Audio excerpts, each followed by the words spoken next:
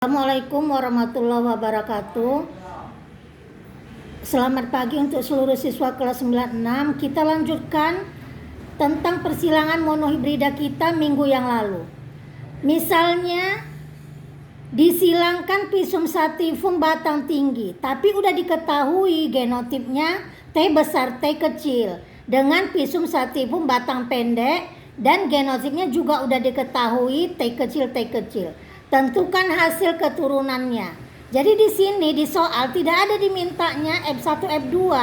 Jadi kamu langsung jawab, tetap tanda parentum, jantannya misalnya kita anggap tinggi, betinanya pendek. Kita buat genotip yang ada di soal.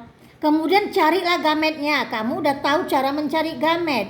Dari T besar T kecil dapat T besar dan T kecil. Sedangkan T kecil gametnya cuma T kecil. 2 gamet yang satu dengan 1, 2 kali 1 gametnya 2. Jadi nanti keturunannya cuma 2. Masukkanlah ke papan catur, diagram papan catur. T besar T kecil dengan T kecil dikawinkan, dapatlah ini keturunannya. Untuk memberi nama, tetap kamu lihat dengan soal.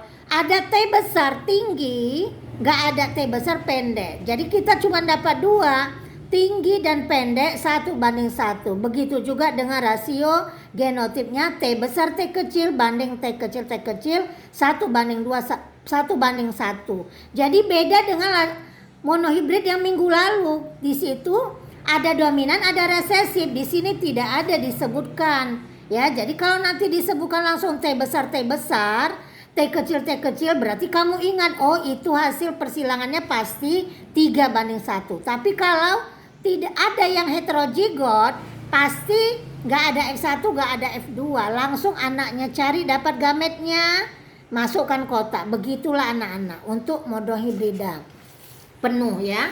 Sekarang kita masuk monohibrida tidak penuh. Istilah lainnya adalah intermediate. Di persilangan atau istilah persilangan kita udah tahu, intermediate itu adalah persilangan yang sifatnya tidak ada yang dominan atau menang, tidak ada yang resesif atau kalah alias seri. Misalnya kita ambil contoh soal.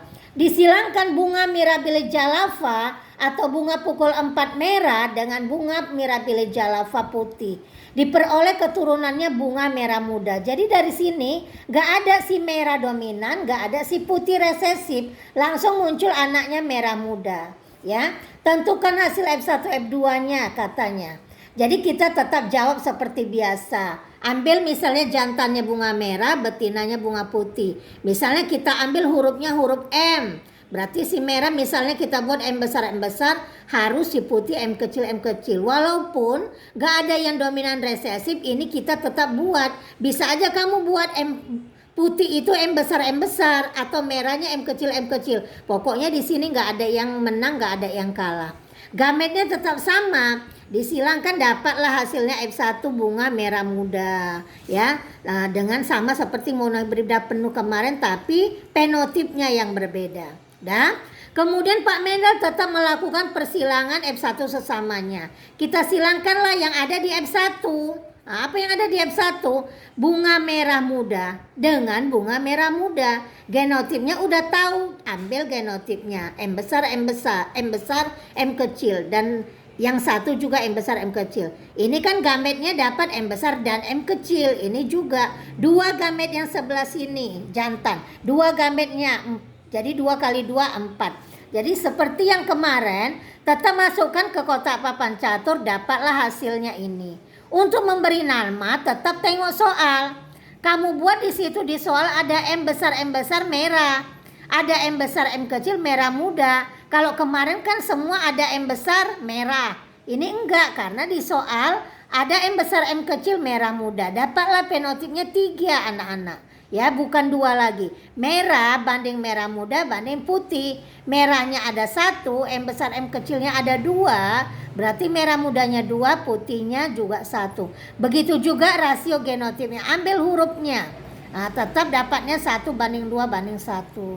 Jadi perbedaannya dengan monohibrida penuh atau monohibrida biasa, ini rasio fenotipnya 1:2:1. Kemarin rasio fenotipnya 3:1. Rasio genotipnya tetap sama 1:2:1.